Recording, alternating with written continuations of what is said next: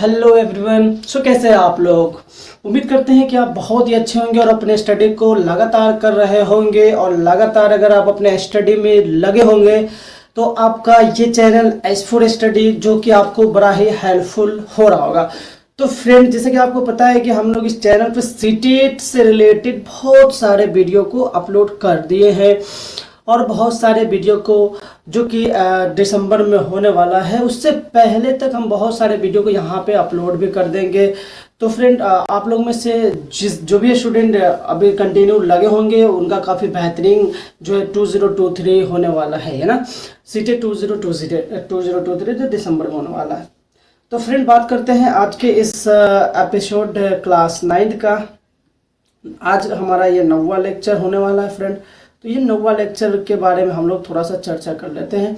एक बार मैं फिर से अगर बात करूँ फ्रेंड, तो जैसा कि आपको थंबनेल देख के पता चल रहा होगा फ्रेंड, अगर आप थंबनेल देख के अगर आए होंगे तो आपको पता ही होगा कि जो क्वालिटी ऑफ कंटेंट हम आपको आगे प्रोवाइड कराने वाले हैं वो आपको देख के काफ़ी मज़ेदार होने वाला है ना। तो जो ये क्वालिटी ऑफ कंटेंट जो है, जो आपको भी मैं देने वाला हूँ या कंटिन्यू दे रहा हूँ, ये आपके बड़े ही काम का चीज़ साबित होने वाला है ना फ्रेंड। चलिए, बातें तो आगे होती रहेगी लेकिन टू द पॉइंट, काम का बात पहले करते हैं। सीधी बात नो बकवास, और सीधी बात नो बकवास है ना के साथ स्टार्ट करते हैं। थोड़ा सा एक बकवास कर देता हूँ कि आप अपने इस चैनल को सब्सक्राइब जरूर करें, जैसे कि आपको यहाँ पे दिखाई दे रहा होगा मेरे पीछे। चैनल को सब्सक्राइब करेंगे, अपने दोस्तों को शेयर करेंगे ताकि आपके साथ साथ वो लोग भी सीख सके, है ना। तो CDP बाल विकास का ये क्लास 9 फ्रेंड है ना। तो क्लास 9 है ना। तो आज का लेक्चर एक कोटेशन के साथ मैं स्टार्ट करने जा रहा हूँ। कोटेशन आप यहाँ पे देख पा रहे होंगे, कितना शानदार कोटेशन है। अगर ये कोटेशन को आप अपने से रिलेट करना चाहे तो आप अपने से रिलेट कर सकते हैं, जिनसे भी रिलेट कराना चाहे उनसे रिलेट करा सकते हैं, क्योंकि ये कोटेशन जो है फ्रेंड सब पे फिट होने वाला है।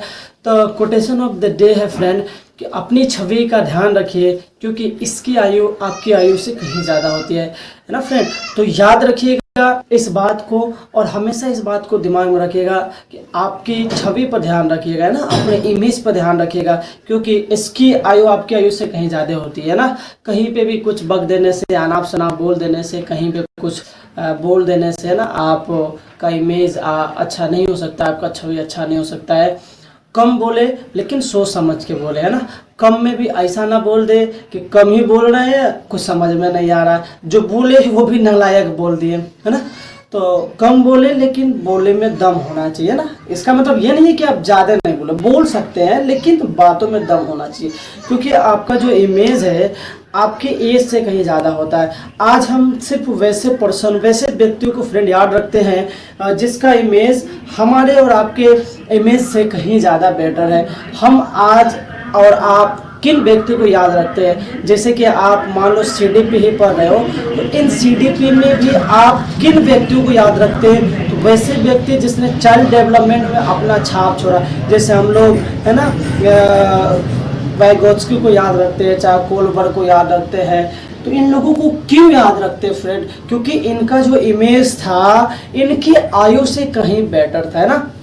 तो एक नॉर्मल आदमी की आयु 50 वर्ष, 60 वर्ष, 70 वर्ष, 80 वर्ष हो सकती है, लेकिन आपके द्वारा बनाया गया जो इमेज है वो सदियों तक बरकरार रहने वाली है फ्रेंड। तो अपने इमेज पर ध्यान दीजिए, अपने इमेज को बनाने की कोशिश करिए। तो ये आज का कोटेशन ऑफ द डे था। चलिए क्लास के स्टार्ट करते हैं। जैसा कि आपको पता है कि 20 क्वेश्चन हमने इससे पहले किया था, तो आज 21 नंबर क्वेश्चन की ओर आते हैं फ्रेंड। 21 नंबर क्वेश्चन बोलता है, active engagement of a student in a middle classroom should be promoted by. माध्यमिक कक्षाओं में छात्रों की सक्रिय भागीदारी को किसके द्वारा बढ़ावा देना चाहिए।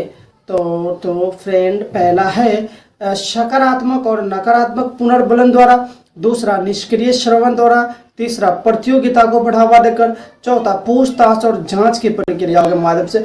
फ्रेंड, माध्यमिक कक्षाओं में छात्रों की सक्रिय भागीदारी को किसके द्वारा बढ़ावा देना चाहिए, तो पूछताछ और जांच की प्रक्रिया द्वारा। The process of inquiry and questioning. जो मिडिल क्लास का जो स्टूडेंट होता है, जिसे हम लोग 5 to 8 कहते हैं, उस विद्यार्थी को आप किस तरह से बढ़ावा दे सकते हैं, प्रमोट कर सकते हैं क्लास में।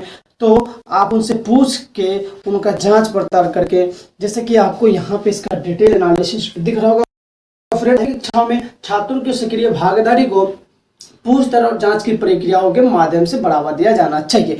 ऐसी क्रिया में बच्चे सक्रिय रूप से संलग्न रहते हैं तथा स्वयं के द्वारा सीखने का अवसर उपलब्ध होता है, जिससे शिक्षा अधिग्रहण प्रक्रिया में उसकी रुचि बढ़ जाती है। तो ये 21 नंबर क्वेश्चन था। अब 22 नंबर क्वेश्चन को आते हैं फ्रेंड। तो ये असर्शन और रीजन टाइप का क्वेश्चन है, कथन और तर्क टाइप का क्वेश्चन है। देखो फ्रेंड, इस टाइप के क्वेश्चन बच्चों को थोड़ा सा डिफिकल्ट फील आता है, बट डिफिकल्ट थोड़ा भी नहीं लेना है आपको, थोड़ा भी इसका चिंता नहीं करना है, क्योंकि क्वेश्चन बड़ा आसान होता है, बहुत आसान है। क्वेश्चन में सब कुछ दिया होता है, बस आप जैसे क्वेश्चन पढ़ोगे आपके दिमाग में बात आ जाएगा कि ये पॉजिटिव बोल रहा है या नेगेटिव बोल रहा है ना। पहला बोलता है कथन कि समकक्षियों से चर्चा व संवाद की शिक्षा शास्त्रीय पद्धतियां समस्या समाधान के कौशल के विकास में बाधा डालती है। समकक्षियों pedagogical process of the dialogue and discussion amongst peers hinders development of problem solving ability। तो ये कथन कहता है और रीजन क्या कहता है, अधिगम की प्रक्रिया का स्वरूप व्यक्तिवादी है न कि सामाजिक। तो यहाँ पर दोनों चीज गलत दिखाई दे रहा है, क्योंकि समकक्षों से चर्चा व संवाद की शिक्षा शास्त्रीय पद्धतियां समस्या समाधान के कौशल के विकास में बाधा नहीं डालती है, ये और बेटर होता है, ठीक ना। और दूसरा तो गलत है, क्योंकि सिर्फ व्यक्तिवादी ही नहीं, व्यक्तिवादी और सामाजिक दोनों चीज जो है वो अधिगम की प्रक्रिया में होता है ना। इसलिए इसका ऑप्शन जो है वो डी हो जाना चाहिए। हाँ, आंसर डी इज करेक्ट। देखो यहाँ पे भी लिखा गया है आंसर डी इज करेक्ट। क्या both assertion and reason are false, A और आर दोनों गलत है फ्रेंड।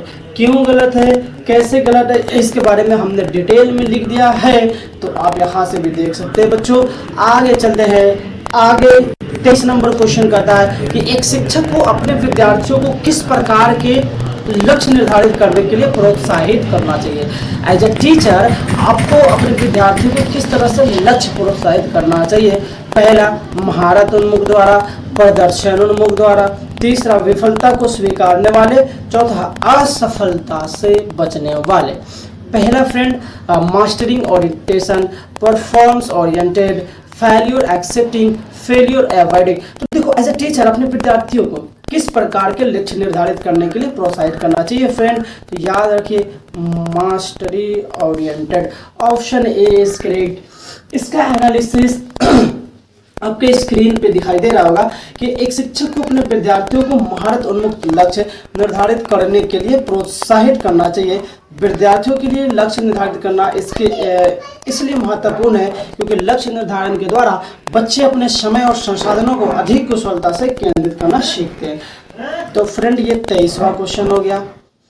24वीं क्वेश्चन की ओर आते हैं फ्रेंड, और उम्मीद करते हैं कि ये सारे क्वेश्चन आप बड़े ही मजे से देख रहे होंगे, और देख रहे होंगे तो उम्मीद करते हैं कि ये चीज़ें आपको समझ में भी आ रही होगी, और समझ में भी आ रही होगी तो आपका भी एक दायित्व बनता है कि आप इसको आगे फॉरवर्ड करें, अपने दोस्तों को भेजिए, अपने रिश्तेदारों, अपने पड़ोसी को भेजिए जो बच्चे सीटेट की तैयारी कर रहे हो, जिनको ये सीटेट 2023 वाला देना है।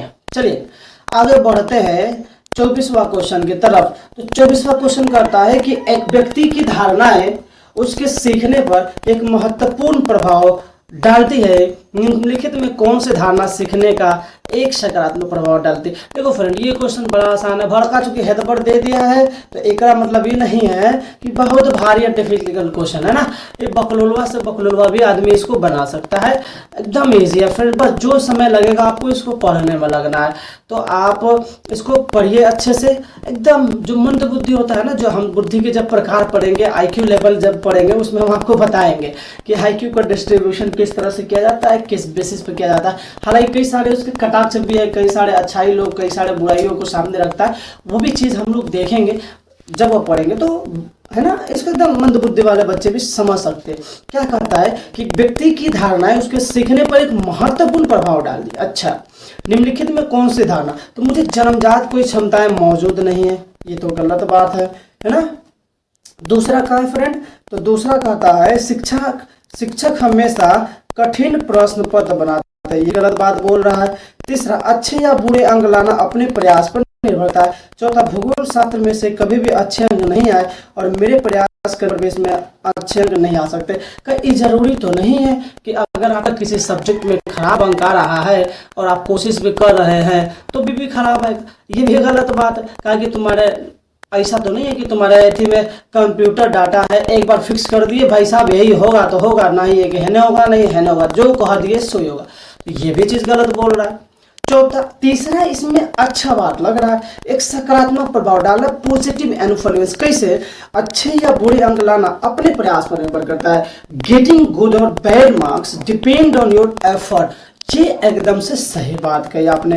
क्यों भाई? क्योंकि अच्छा अंक ला रहे हो, देखो एज ए स्टूडेंट अगर आप पढ़ रहे हो या एज ए टीचर या एज ए कोई भी अगर काम कर रहा हो, कोई जैसे मान लो हम अगर पढ़ा रहे हैं तो हम अच्छा पढ़ा रहे हैं या बुरा पढ़ा रहे हैं, ये हमारे प्रयास पर निर्भर करेगा कि हम इसके लिए कितना प्रयास कर पा रहे हैं, हम कितना एफर्ट लगा पा रहे हैं पढ़ाने में, हम अपने टीचिंग स्किल को किस तरह से आपके सामने रख पा रहे हैं फ्रेंड। तो कुल मिला के इसका ऑप्शन बोले थे ना कि एकदम इजी क्वेश्चन है, बस एक बार पढ़ने में जो प्रॉब्लम क्रिएट होगा तो होगा, है ना। बड़ा आसान था कि नहीं था? कमेंट में आप जरूर बताएंगे फ्रेंड हमको कि ये आसान था कि नहीं था। अगला, कंस्ट्रक्टिविज्म एज अ थ्योरी, संरचनावाद का सिद्धांत क्या कहता है? तो इसके लिए थोड़ा सा जो दिया गया बात है उसको देखिए। संरचनावाद का सिद्धांत कहता है कि सीखने में अधिगमकर्ता की भूमिका को महत्वपूर्ण मानता है, जिससे वह संसार के बारे में खुद ही समझ बनाते हैं। दूसरा, जानकारी के स्मरण व उसके प्रत्याशमन की परीक्षा पर जोर देती है। एम्बेसिस और memorise information and testing through recall. तीसरा कहता है फ्रेंड, शिक्षक की प्रभुत्व भूमिका पर जोर देता है। चौथा, निष्क्रिय अनुकरण की अधिगम्य भूमिका पर जोर। देखो फ्रेंड, ये थोड़ा सा जो क्वेश्चन है वह थ्योरेटिकल टाइप का क्वेश्चन है ना। कंस्ट्रक्टिविज्म थ्योरी क्या कहता है? तो कंस्ट्रक्टिविज्म थ्योरी कहता है emphasis the role of the learner in constructing his own view of the world. सीखने में अधिगमकर्ता की भूमिका तो महत्वपूर्ण मानता है, जैसे वो संसार के बारे में खुद ही समझ बना लेते हैं। तो आई होप कि बच्चे ये आपको समझ में आए होंगे तो इसका ऑप्शन ए करेक्ट होगा, क्योंकि ये बड़ा छोटा सा डेफिनेशन है लेकिन हाँ याद रखने वाला चीज है। अगला क्वेश्चन आपके सामने, बच्चे नियम में से किस आधार पर अपने ज्ञान का निर्माण करते हैं? पहला, व्हाट इज द जो उनके लिए प्रासंगिक है। What is already understood by them, जो वह पहले से समझते हैं। तीसरा ऑप्शन फ्रेंड, जो उनके लिए अज्ञात है। और चौथा कहता है कि जो उनके वर्तमान संज्ञानात्मक स्तर से बढ़ता है। चार ऑप्शन, बच्चे निम्न में से किस आधार पर अपने ज्ञान का निर्माण करते हैं फ्रेंड? तो बच्चे जो है अपना ज्ञान का जो निर्माण है, what is already understood by them, जो पहले से समझते हैं। तो 26 का ऑप्शन भी करेक्ट हो जाएगा।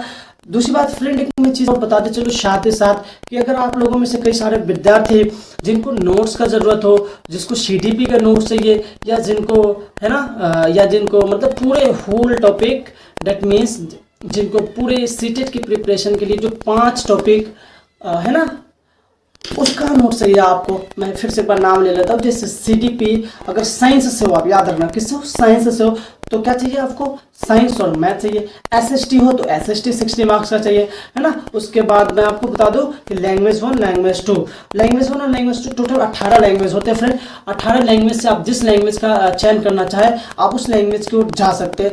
तो इन सब में आपको जिसका भी नोट चाहिए आप हमें डायरेक्ट मैसेज करेंगे, आप हमारे टेलीग्राम से जुड़ जाएंगे। टेलीग्राम पे भी मैं आपको शेयर करूंगा और व्हाट्सएप चैनल का भी लिंक मैं डिस्क्रिप्शन में दे देता हूं। तो आप दोनों जगह पे आप हमें कनेक्ट कर सकते हैं और वहां पे आप नोट्स को पा सकते हैं। तो चलिए जल्दी से अगला क्वेश्चन को आते हैं। संज्ञान और संयोगों के बारे में कौन सा कथन सही है? अच्छा बेटा, संयोग और संयोग की प्रकृति एक दूसरे से स्वतंत्र है, देखिए है ना। संज्ञान और शनि एक दूसरे से जुड़े हुए हैं, वे एक दूसरे को प्रभावित करते हैं। तो देखो अपने को आगे भी नहीं बढ़ना, कभी भी जो है ना अगर कंक्लूजन अगर आप फ्यूचर को फॉलोइंग स्टेटमेंट और condition and emotion is correct, तो दोनों जो है एक दूसरे से बंधे हुए होते हैं ना। Condition and emotion are intertwined and affected each other, यानी ऑप्शन बी इज करेक्ट है। तो पता चल गया ना कि इसका बी वाला करेक्ट हो गया, आगे बढ़ने की कोई जरूरत नहीं है, समझ गया ना। आगे क्वेश्चन, किस शैक्षणिक परिणाम द्वारा छात्रों में सार्थक निगम को प्रोत्साहित नहीं किया जा सकता है। तो देखो यहाँ पे चार ऑप्शन दिया, सबको चार ऑप्शन देता है, आपको कोई पांच ऑप्शन एक्स्ट्रा नहीं दिया। उम्मीद करती है कि ये सारी चीजें आप लोग समझ रहोगे और इनमें से बहुत सारे विद्यार्थी वैसे भी आप जब प्रॉब्लम वाले होंगे कि जिनको ये सारी चीज पहले से पता होगा तो पता होगा तो कमेंट सेक्शन में आप बताएंगे हाँ सर हमने 10 क्वेश्चन पहले से जान रखा था या हमने 8 6 5 जितना भी आप जरूर बताएंगे है ना। तो चलिए आगे क्वेश्चन क्या बोले थे, शैक्षणिक परिणाम द्वारा छात्रों में सार्थक अधिगम को प्रोत्साहित नहीं किया जा सकता। हमने मेंशन द्वारा संज्ञानात्मक कौशलों का विकास चर्चा और बहस द्वारा, जिसके लिए सुनने के कौशल द्वारा ना पैसिव लर्निंग इसका आंसर लगाएगा। मैं आपको नहीं बता क्योंकि जैसे समय हो सकता है आपको जिस तरह स्क्रीनशॉट ले लेंगे या आप स्क्रीन पर रुक जाएंगे और इसका जवाब ले लेंगे ना।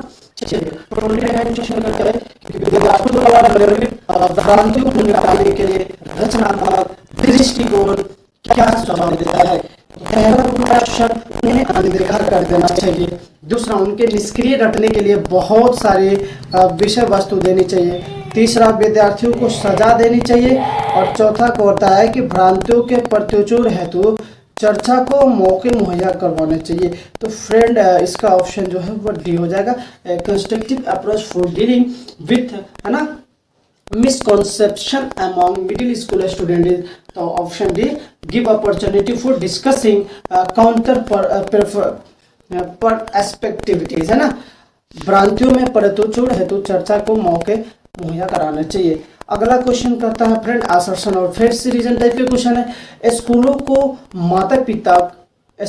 माता पिता को किसी भी तरह से उनके बच्चों की शिक्षा में शामिल नहीं करना चाहिए, ये तो गलत बात है ना। स्कूलों को माता पिता को किसी भी तरह से उनके बच्चों की शिक्षा में शामिल नहीं कर, ये सही कही है ना। दूसरा समुदाय के साथ संपर्क स्थापित करने से विद्यार्थियों के अधिपूर्ण अधिगम में बाधा उत्पन्न हो सकती है।